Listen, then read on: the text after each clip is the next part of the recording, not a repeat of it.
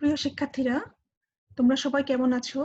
আশা করি তোমরা সবাই ভালো আছো, সুস্থ আছো এবং স্বাস্থ্যবিধি মেনে বাসায় নিরাপদে অবস্থান করছো।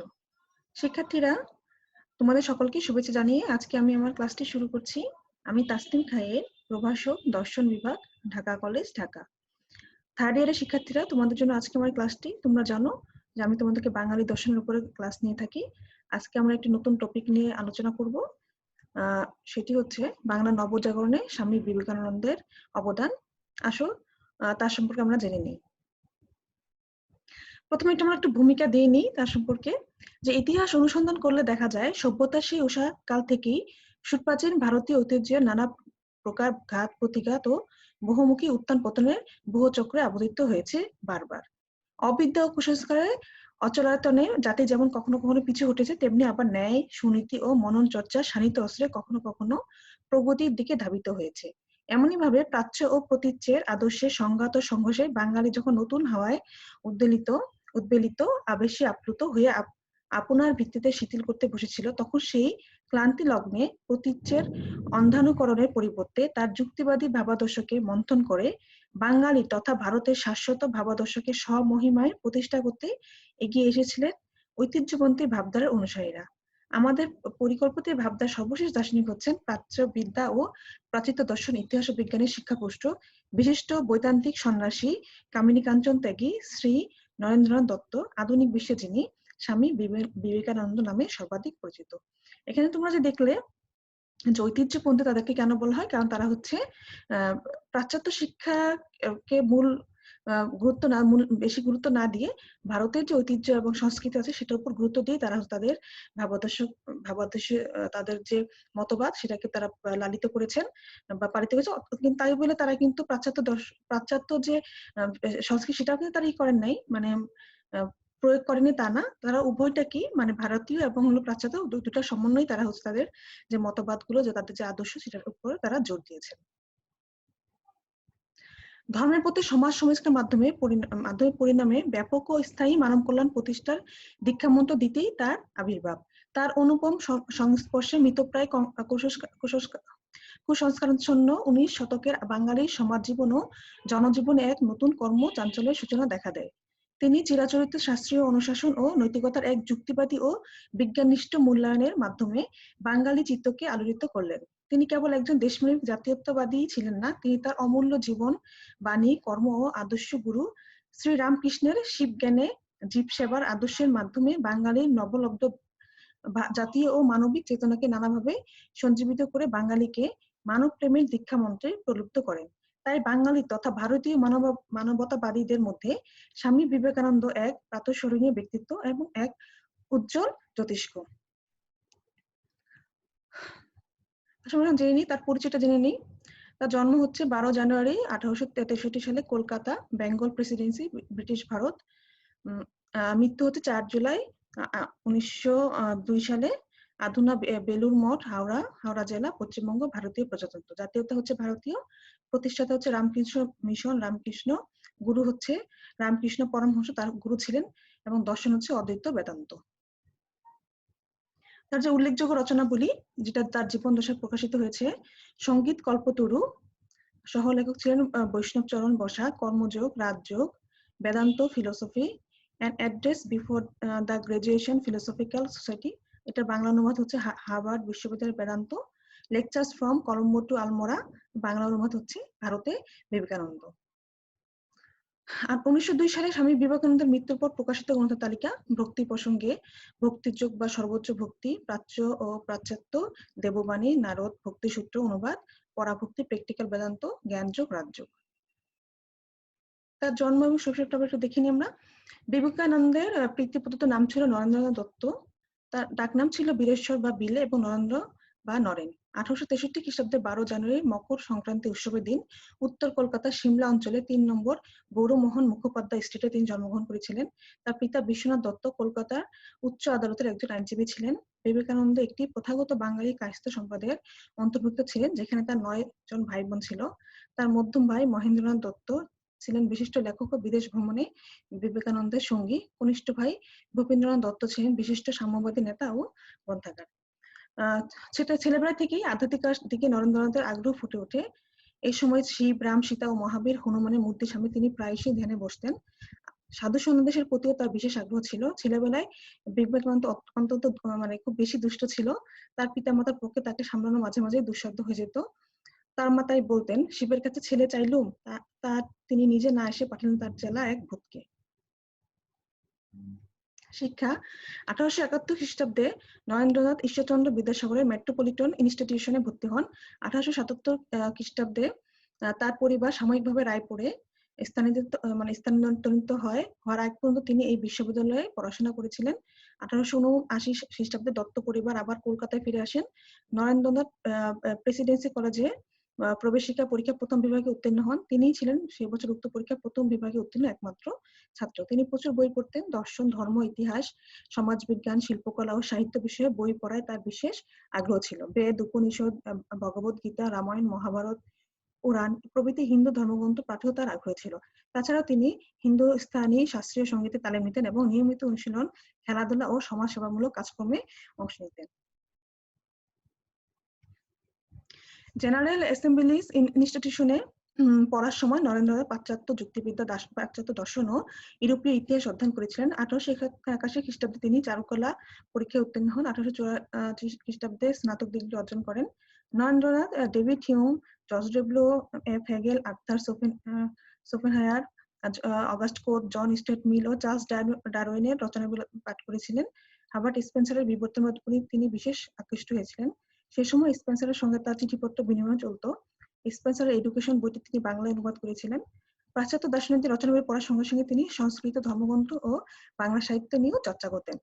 জেনারেল অ্যাসেম্বলিজ ইনস্টিটিউশনের প্রিন্সিপাল উইলিয়াম হিস্টে লিখেছেন, নরেন্দ্র সত্যিকারের মেধাবী।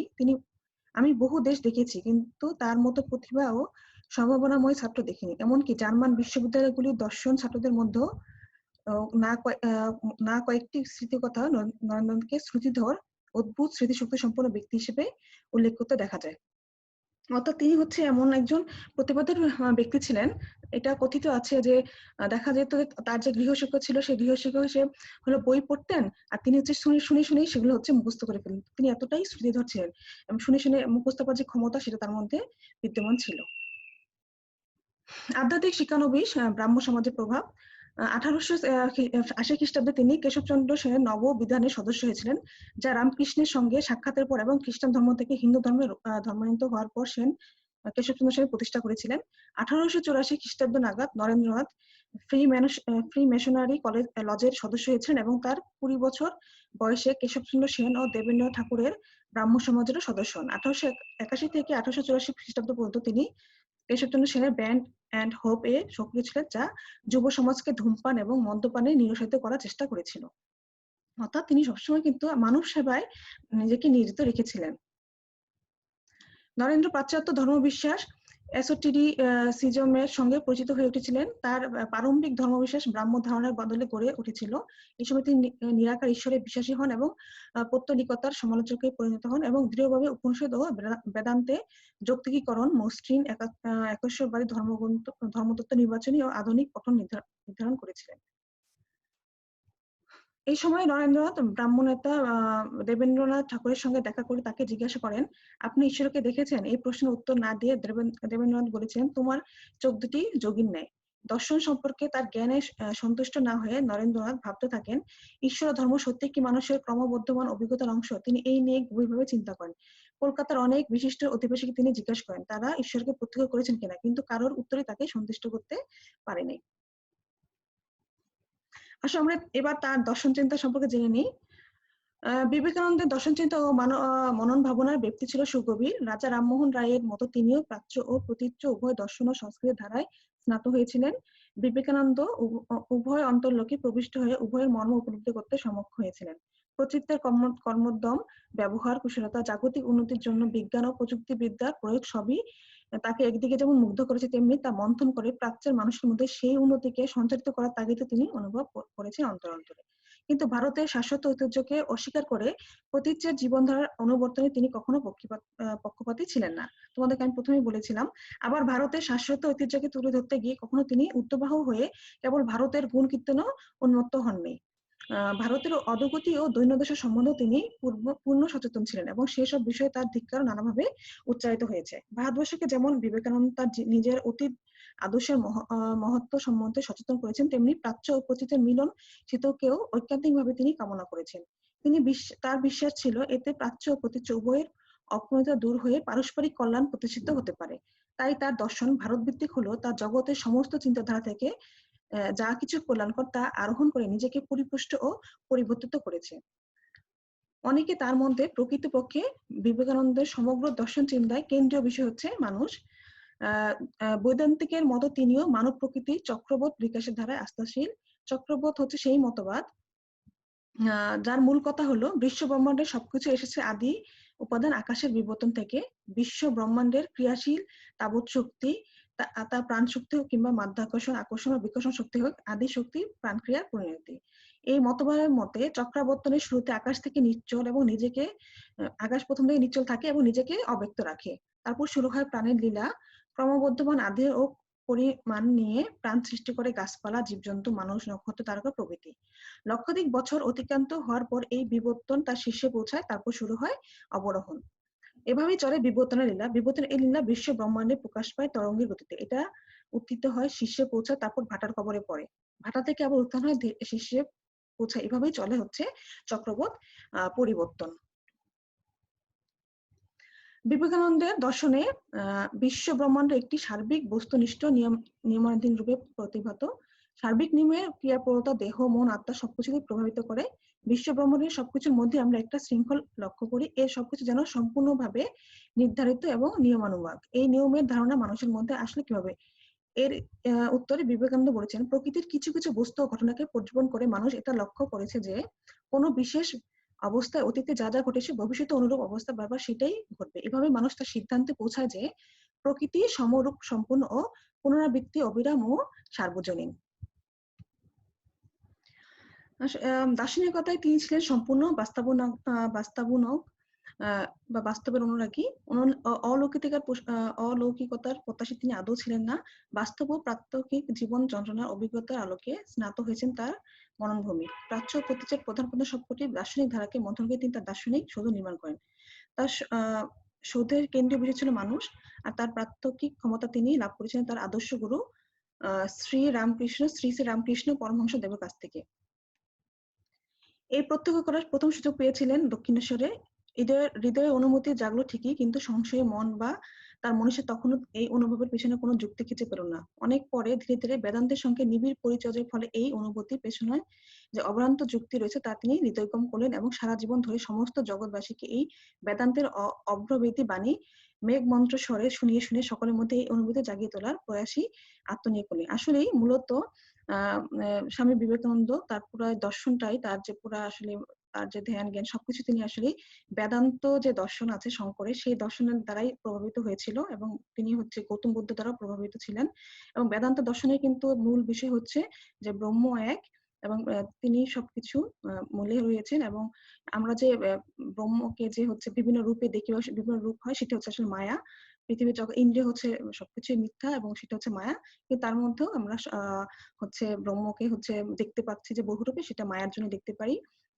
কিন্তু এই মায়া কথাটি বা যে ব্রহ্ম যে এক, অসত্য এবং সকল কিছুর মধ্যে কিন্তু একটা ঐক্য রয়েছে, এই ঐক্যটাকেই আসলে স্বামী বিবেকানন্দ হচ্ছে এইটাকেই হচ্ছে বাস্তব ক্ষেত্রে যে বেদান্তের যে এই দর্শনের যে মূল মন্ত্রটা, সেটাকেই আসলে বাস্তব ক্ষেত্রে প্রয়োগের মাধ্যমে তিনি তার দর্শন ধর্ম বলো প্রত্যেকটা ক্ষেত্রেই তিনি আসলে বেদান্ত দর্শনকেই হচ্ছে প্রধান হচ্ছে তার হাতিয়ার হিসেবে নিয়েছেন এবং এই বেদান্ত দর্শনের মাধ্যমেই তিনি সবকিছু ব্যাখ্যা দেওয়ার আসলে চেষ্টা করেছেন। আসলে এখন তার যে দর্শন বা তার যে ভাবাদর্শ সবকিছু তার মধ্যে আসলে বেদান্ত দর্শনের প্রভাবিত, বেদান্ত দর্শন দ্বারা। এবং তিনি হচ্ছে বেদান্ত দর্শনের নাম দিয়েছেন হচ্ছে ব্যবহারিক বেদান্ত, কারণ তিনি মনে করতেন যদি বেদান্তকে একটা ধর্ম হিসেবে পরিগণিত করতে হয় বা মানুষের মধ্যে যদি আমি এটা নিতে চাই বেদান্ত দর্শনের ইয়াগুলোকে, মূল মন্ত্রগুলোকে, তাহলে অবশ্যই এটা মানুষের যে কর্মক্ষেত্রে সেটাকে কর্মক্ষেত্রের মাধ্যমে সেটা কাজে লাগাতে হবে, শুধু ভাবাদর্শের ভিত্তিতে নয়। কর্মের মাধ্যমেই হচ্ছে বেদান্তকে সব জায়গায় তিনি হচ্ছে এটাকে ব্যাখ্যা করার প্রয়াস পেয়েছেন। আসলে আমরা দেখিনি বাঙালি নবজাগরণে স্বামী বিবেকানন্দের অবদানকে নব বেদান্ত নামে অভিহিত করা হয়ে থাকে। নববেদান্ত আবার ব্যবহারিক বেদান্ত, ফলিত বেদান্ত, কার্যকর বেদান্ত, কর্মজীবনে বেদান্ত প্রভৃতি বিভিন্ন নামে বিভিন্ন মহলে অভিধা পেয়েছে। আধুনিক পণ্ডিতের মতে এটি একটি সম্পূর্ণ অভিনব জীবন দর্শন, যার প্রভাব বাঙালি তথা ভারতীয় নবজাগরণের প্রতিটি দিকেই লক্ষণীয়। 19 শতকের ধর্মীয় আন্দোলন, সামাজিক আন্দোলন, সাহিত্যিক আন্দোলন, সাংস্কৃতিক আন্দোলন ও জাতীয় আন্দোলন প্রতিটি ক্ষেত্রেই বিবেকানন্দের ব্যবহারিক বেদান্তের অনুপ্রেরণা অনস্বীকার্য। এই ব্যবহারিক বা নববেদান্তের মাধ্যমে স্বামী বিবেকানন্দ ব্যক্তিসত্তার উদ্বোধনের আহ্বান জানিয়েছেন। বলা বাহুল্য, ব্যক্তিসত্তার উদ্বোধন বলতে তিনি বুঝেছেন গণমানুষের মুক্তি, মানবতার মুক্তি, চিন্তা চেতনার বিশ্বাস সহ সবকিছুর মুক্তি তথা স্বাধীনতা ছিল বিবেকানন্দের কাছে আদর্শ, যার প্রতি তার অনুরাগ ছিল খুব স্বাভাবিকভাবেই প্রবল। তিনি স্বাধীনতায় কোনো রকম হেরফের স্বীকার করতেন না। সামাজিক ন্যায় যখন আংশিক মাত্র মুক্তির সুযোগ, তখন এই আদর্শ তার লক্ষ্য হতে পারে না। মানব সত্তার মুক্তি হলো এই লক্ষ্য, এবং এর জন্য তিনি এমন এক সংহত ধর্মবিশ্বাসের অপরিহার্যতা অনুভব করেছিলেন, যা বিভিন্ন যুগে আহত জ্ঞানের সঙ্গে বর্তমান দিনের দাবি ও প্রয়োজনীয়তার সামঞ্জস্য বিধান করতে সক্ষম হবে। এই ধর্মবিধান, এই জীবনবোধের সন্ধান তিনি পেয়েছিলেন বেদান্ত দর্শনের মাধ্যমে। তোমাদেরকে একটু আগে বললাম যে বেদান্ত দর্শনে তার মূল লক্ষ্য ছিল। আপাত দৃষ্টিতে যে অদ্বৈত বেদান্তকে তাত্ত্বিকভাবে দেখা বা ভাবা হয়ে থাকে, যে দর্শনে ব্রহ্ম ও আত্মা ভিন্ন আর কোনো কিছুই সত্তার মর্যাদা দেওয়া হয়নি, সেই দর্শনকে বিবেকানন্দ তার ক্ষুরোদার মননের দ্বারা ব্যবহারিক কর্মময় জীবনে ফলপ্রসূ করে তুলেছিলেন।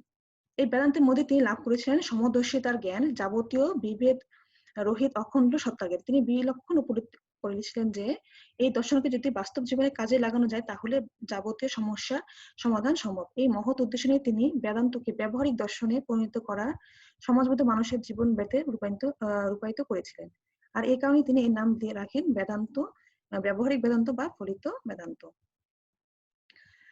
এই সকল মাধ্যমে তিনি আসলে বেদান্তের শেষ বলতে চেয়েছেন যে বেদান্তের শ্রেষ্ঠ উৎস হলো উপনিষদ এবং তার অন্যতম শ্রেষ্ঠ ভাষ্য শ্রী ভগবত গীতার উদ্ভব অরণ্য বা গৃহগুহায় হয়নি। এদের প্রয়োগ এবং সাধনা কেবল অরণ্যবাসী বা গুহাবাসীদের জন্য নয়, সমাজের সর্বক্ষেত্রে বেদান্তের প্রয়োগ বেদান্তের উপযোগী সম্ভব, শুধু সম্ভব নয়, প্রয়োগ করা একান্ত বাঞ্ছনীয়।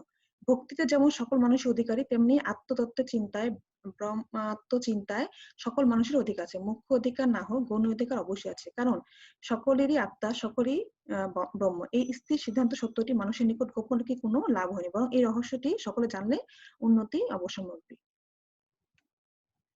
এখন আমরা দেখি ব্যবহারিক, এই যে আমরা বলছি ব্যবহারিক বেদান্ত, সে ব্যবহারিক বেদান্তকে আসলে বিভিন্ন অর্থে হলে স্বামী বিবেকানন্দ গ্রহণ করেছেন।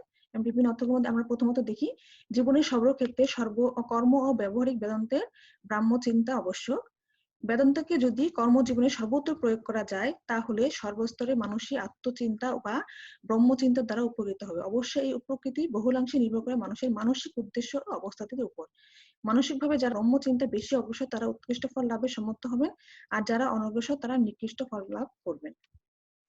তাই তিনি বলেন, যদি সাংসারিক ধন সম্পদের আকাঙ্ক্ষা থাকে তাহলে এই অদ্বৈতবাদ কার্যে পরিণত করো, টাকা তোমার নিকট আসবে। যদি বিদ্বান ও বুদ্ধিমান হইতে ইচ্ছা করো তাহলে অদ্বৈতবাদকে সেই দিকে প্রয়োগ করে তুমি মহামনীষী হইবে। যদি তুমি মুক্তি লাভ করিতে চাও তাহা হইলে আধ্যাত্মিক ভূমিতে এই অদ্বৈতবাদকে প্রয়োগ করিতে হবে, তাহা হইলে মুক্তি হইয়া যাইবে, পরমানন্দ স্বরূপ নির্বাণ লাভ করিবে। এইটুকু বলা ভালো হয়েছিল যে এতদিন অদ্বৈতবাদ কেবল আধ্যাত্মিক দিকেই প্রযুক্ত হয়েছিল, অন্য কোনো ক্ষেত্রে হয়নি। এখন কর্মজীবনে উহা প্রয়োগ করিবার সময় আছে। শঙ্করের যে অদ্বৈতবাদ এটার কথা কিন্তু এখানে বলা হচ্ছে। দ্বিতীয়ত, বিবেকানন্দ ব্যবহারিক বেদান্ত বলতে বেদান্তের সাধন মার্গকে যথার্থভাবে অনুশীলন করে কর্মজীবনে পরিণত করার নির্দেশ দিয়েছেন। তৃতীয়ত, তিনি চরম তত্ত্ব সম্বন্ধে ব্যবহারিক বেদান্ত কথাটির উল্লেখ ও ব্যাখ্যা করেছেন। এখানে কার্যকর কথাটিকে গ্রহণ করা হয়েছে জীবনের আয়ত্ত করা সম্ভব করতে। তাছাড়া অদ্বৈত বেদান্ত কখনো মানুষের পক্ষে যা আয়ত্ত করা অসম্ভব এমন কোন তত্ত্ব বা আদর্শকে উপস্থাপিত করেননি। চতুর্থ অর্থে বিবেকানন্দ সর্বভূতে ঈশ্বর দর্শন বা ব্রহ্ম দর্শনের শ্রেষ্ঠ প্রয়োগ ব্যবহারিক কথাটি ব্যবহার করেছেন। আধুনিক পণ্ডিতের মতে এটাই বোধ হয় সর্বোচ্চ ভাবের অভিনব অথচ সম্পূর্ণ শাস্ত্রসম্মত অর্থ। একটি শুদ্ধ তত্ত্ব বা সিদ্ধান্তই হচ্ছে অদ্বৈত বেদান্তের চরম প্রতিপাদ্য বিষয়। যার পক্ষে তিনি এই অদ্বৈত তত্ত্ব উপলব্ধি করা সম্ভব হয়েছে, তিনি অবশ্যই সর্বভূতে ব্রহ্মদর্শন লাভ করেছেন। তিনি সর্বদা মানুষের হৃদয়ে বিশেষভাবে অবস্থিত সেই পরমাত্মাকে প্রেমপূর্বক সেবা করতে উন্মুক্ত হয়ে পড়েন। এটা সিদ্ধের লক্ষণ হলো সাধকের পক্ষে তা উপায় মতো। আর এটাই হলো বিবেকানন্দের জীব জ্ঞানের শিব সেবা। অর্থাৎ জীবের মধ্যে যে ঈশ্বরকে দেখা, জীব সেবার মধ্যে যে ঈশ্বরকে পাওয়া যায়, এটাই তিনি আসলে মূল মন্ত্র তার এটা তিনি বলতে চেয়েছেন যে শিবজ্ঞানে জীবসেবা। ব্যবহারিক বেদান্তে আমরা কিছু বৈশিষ্ট্য দেখতে পাই। বেদান্ত একটি বিশ্বজনীন ও পূর্ণাঙ্গ জীবন বিধান। বেদান্তকে বিবেকানন্দ মানব ধর্ম বলে অভিহিত করেছেন। বেদান্ত একটি যুক্তিসিদ্ধ পরিপূর্ণ জীবনবেদ। যুক্তিনিষ্ঠ বলেই আধুনিক বিজ্ঞানের সঙ্গেও তার সম্পর্ক অবিচ্ছেদ্য ও ঘনিষ্ঠ। উদারনৈতিকতার ব্যবহারিক অপর একটি উদারনৈতিকতা ব্যবহারিক বেদান্তের একটি গুরুত্বপূর্ণ বৈশিষ্ট্য। বেদান্তের অন্যতম মূল সিদ্ধান্ত হলো অস্তিত্বের একত্ব, ইউনিটি অফ এক্সিস্টেন্স বা অদ্বৈতবাদ। এই ফলপ্রদায়ী সিদ্ধান্ত মানুষকে সমৃদ্ধ থেকে সমৃদ্ধ করে তুলতে সক্ষম। গণতান্ত্রিকতা আরেকটি বৈশিষ্ট্য। আর সর্বাপেক্ষা যেটা হচ্ছে বৈশিষ্ট্য হচ্ছে ব্যবহার উপযোগিতা ও কার্যোপযোগিতা। এখন আমরা আসলে সমাজ দর্শন নিয়ে জেনে নিই। বিবেকানন্দের মতে চতুর্থ বর্ণের মহামিলনে এমন এক সমাজ ব্যবস্থা গঠন করা যায় যেখানে থাকবে ব্রাহ্মণদের জ্ঞান ও বিদ্যা, ক্ষত্রিয়দের সাহস, সহ্য ও সংস্কৃতিবোধ, বৈশ্যদের ক্রিয়াকলাপ ভাবের বিনিময় ও সম্প্রসারণ এবং শূদ্রদের সামঞ্জস্য। অর্থাৎ তোমরা জানো যে সেই সময় ভারতীয় সমাজে যে জাতিভেদ প্রথা ছিল সেই প্রথা তিনি মানতেন না, এবং তিনি মনে করতেন সকলের যে সমন্বয়ে যে মহামিলন যে হয় সেখানে একটা আসলে ভালো সুন্দর সমাজ ব্যবস্থা গড়ে তোলার সময়, এবং ধনী গরিব যে সেই ভেদাভেদ তিনি কিন্তু স্বীকার করতেন না। তিনি মনে করতেন সাধারণ মানুষের স্থান ও মর্যাদার উপরে তুলে ধরতে না পারলে সকল কর্মপয়সী অর্থহীন হয়ে যায়, এবং একটা সুন্দর সমাজ গড়ার জন্য সকল মানুষের স্থানকে আমাদের সমানভাবে মর্যাদা দিতে হবে। এবং তিনি কিন্তু প্রথম আসলে জাতিত্বের যে একটা মহামিলন সেটার কথা তিনি বলেন। পৌরোহিত্য, জাতিভেদ, সতীদাহ ও বাল্যবিবাহ জাতীয় কুপ্রথার বিষাক্ত ছোবল থেকে তিনি সমাজকে রক্ষা করতে চেয়েছিলেন। এবং তিনি মনে করতেন বিশেষ করে পৌরোহিত্য যে প্রথাটা আছে, তাদের পৌরোহিত্য প্রথাটাকে আসলে সমাজ থেকে নিশ্চিহ্ন করে দিতে হবে। যদি প্রথাটাকে নিশ্চিত না করা যায় তাহলেই কিন্তু সমাজের মধ্যে এই যে এত ভেদাভেদ, এত হচ্ছে নারী নির্যাতন, সতীদাহ প্রথা, বিভিন্ন ধরনের যে কুকর্মগুলো আজ সমাজে হয়ে যাচ্ছে, কুসংস্কারগুলো রয়েছে, সবকিছুর জন্য এই পৌরোহিত্য প্রথা, অর্থাৎ যারা পুরোহিত থাকে তারা যে বিভিন্ন ধরনের রুলস এন্ড রেগুলেশন তৈরি করে যে সমাজের উপর মানে দিয়ে থাকেন, এবং এইসব মানুষ পালন করতে যেয়ে কিন্তু সমাজে এত ধরনের সমস্যার সৃষ্টি হয়েছে। এবং এই প্রথাটাকে যদি বাদ দেওয়া যায়, কারণ যারা হলো পুরোহিত তারা তাদেরকে তিনি বলছিলেন মস্তিষ্কবিহীন মানে পুরুষ, তারা আসলে নিজেদের জন্যই শুধুমাত্র এই বিভিন্ন ধরনের প্রথা তৈরি করছে, এবং তিনি হচ্ছে এই পৌরোহিত্য প্রথাটাকে বাদ দেওয়ার জন্য বলেছেন। এটাকে বাদ দিলেই সমাজে সুখ এবং সমৃদ্ধি সম্ভব বলে তিনি মনে করতেন।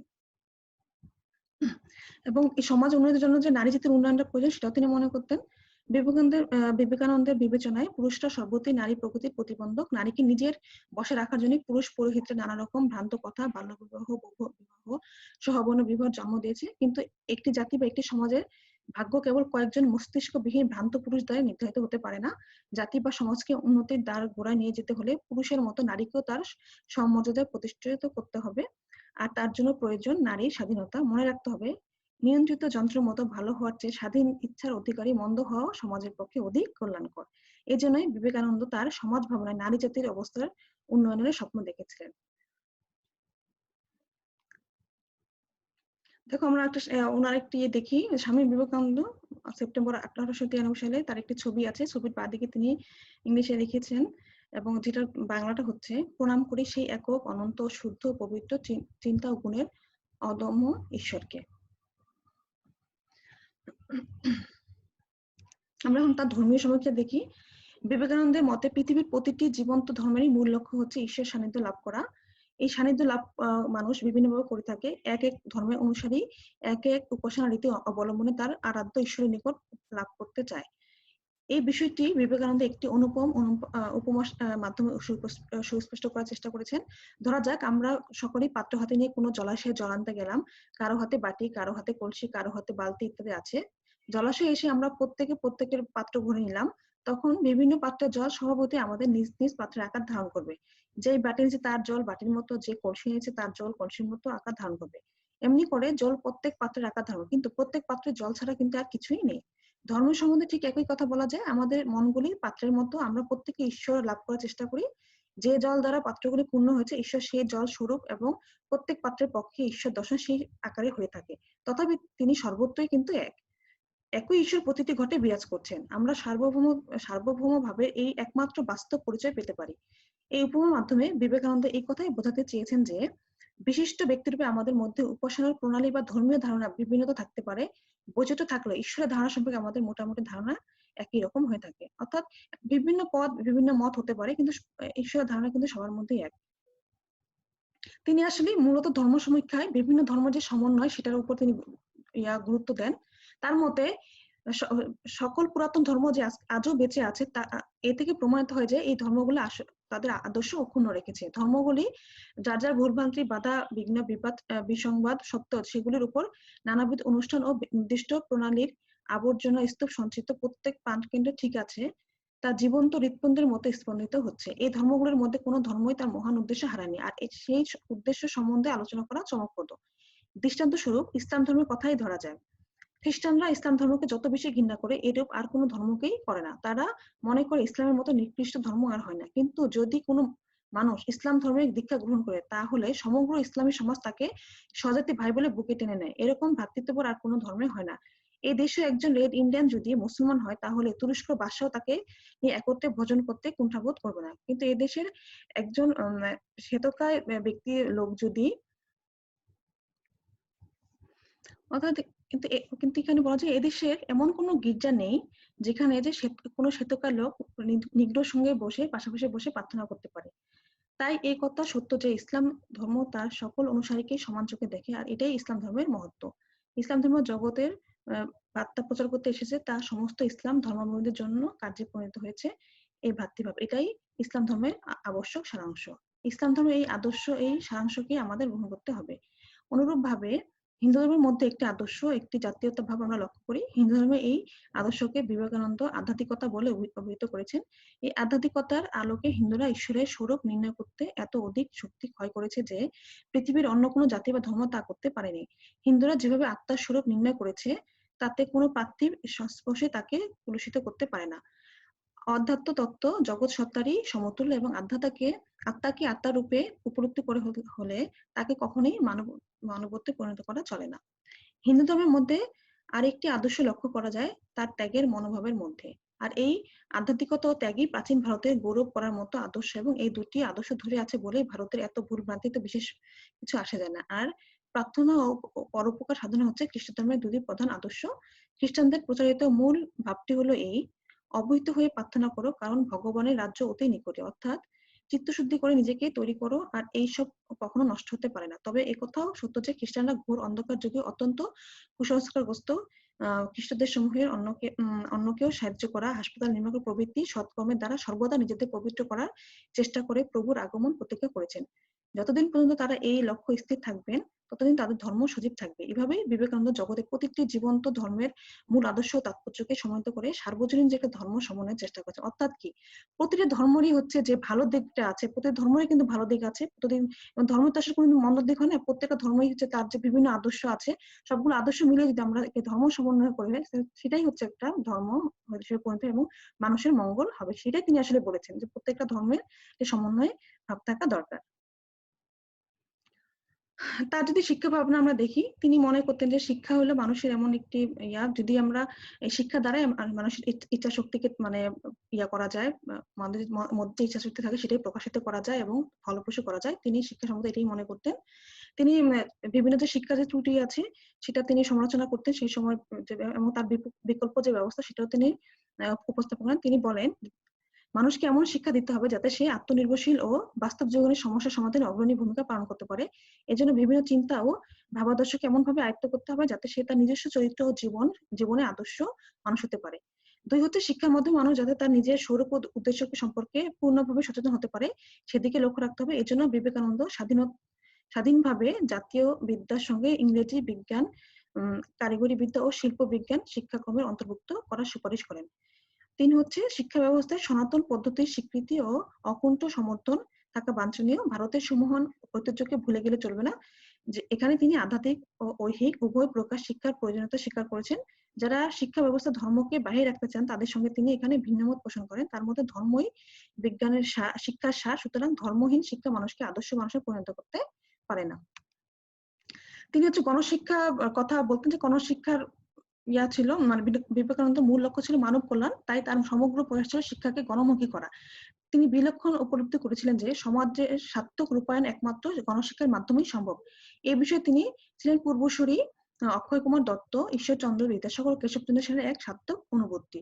গণশিক্ষা বিষয়ে তার চিন্তা আজ খুবই গুরুত্বপূর্ণ বলে বিবেচিত প্রমাণিত হয়েছে। এই বিষয়ে তিনি বলেছেন, যদি আমরা গ্রামে গ্রামে অবৈতনিক বিদ্যালয় খুলিতে সমর্থ হই, তবু দরিদ্র ঘরের বালকেরা বিদ্যালয়ে না গিয়ে বরং মাঠে গিয়ে তাহার পিতাকে কৃষিকাজে সহায়তা করবে, অথবা অন্য কোনো রূপে জীবিকা উপার্জনের চেষ্টা করিবে। সুতরাং যেমন পর্বত মোহাম্মদের নিকট না যাওয়াতে মোহাম্মদই পর্বত নিকট গিয়েছিলেন, সেরূপ দরিদ্র বালকগণ যদি শিক্ষা নিতে আসিতে না পারে, তবে শিক্ষাকেই চাষির লাঙ্গলের কাছে, মজুরের কারখানা এবং অন্যত সকল স্থানে পৌঁছাইতে হবে।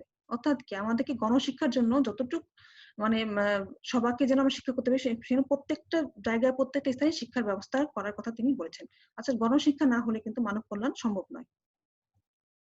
নারী শিক্ষা, এই গণশিক্ষার অংশ হিসেবে নারী শিক্ষার ব্যাপারে তিনি সমধিক আগ্রহী ছিলেন। তিনি মনে করতেন নারী শিক্ষা ব্যতীত সমাজের সার্বিক উন্নতি সম্ভব নয়।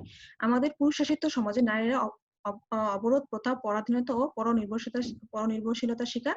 এই পরাধীনতার শৃঙ্খল থেকে নারী জাতিকে স্বাধীনতার আলো দেখতে হলে সর্বাগ্রে হচ্ছে প্রয়োজন নারী শিক্ষার প্রসার। এখানে উল্লেখ্য যে নারী শিক্ষার ব্যাপারে তার পূর্বসূরি ঈশ্বরচন্দ্র বিদ্যাসাগর ছিলেন কিংবদন্তি পুরুষ, তবে তিনি নারী শিক্ষা প্রচলন করতে চেয়েছিলেন আইন প্রণয়নের মাধ্যমে। আর বিবেকানন্দ সমস্যাটির সমাধান করেছেন স্বাবলম্বন ও পারস্পরিক সহযোগিতার নীতির ভিত্তিতে।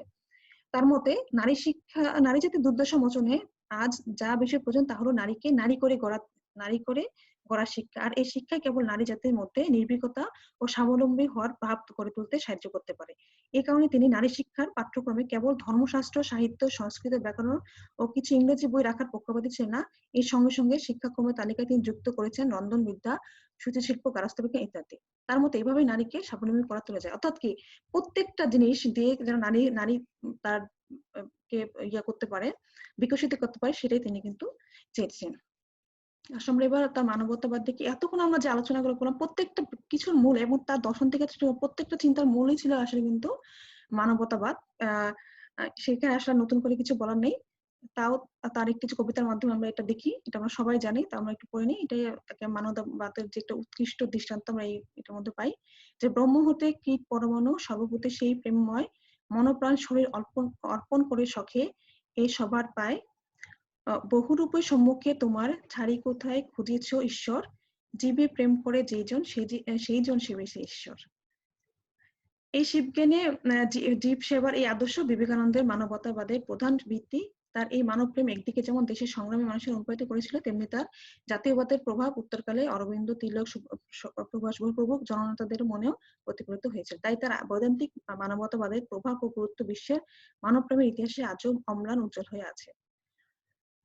শিক্ষার্থীরা, আজকে আর নয়, তোমরা আশা করি একটু হলেও উপকৃত হয়েছে ক্লাস থেকে, এবং তোমরা বই থেকে অবশ্যই শঙ্করের অদ্বৈতবাদটা একটু পড়ে নিবে। পড়ে নিয়ে তারা বুঝতে পারবে যে তিনি যে বেদান্ত দর্শনটাকে পুরা তার যে ধ্যান জ্ঞান করে সবকিছু আলোচনা করেছে, মূল ভিত্তি হিসেবে তিনি ধরেছিলেন, এবং সেটা অবশ্যই ব্যবহারিক ভাবেই তিনি করেছেন। ব্যবহারিক বেদান্ত নাম দিয়ে তিনি এটা করেছেন, ব্যবহারিক ভাবে করার চেষ্টা করেছেন।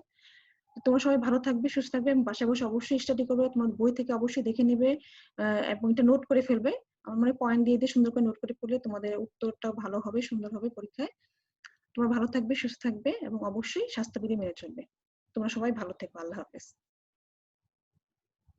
তোমাদের সকলকে ধন্যবাদ।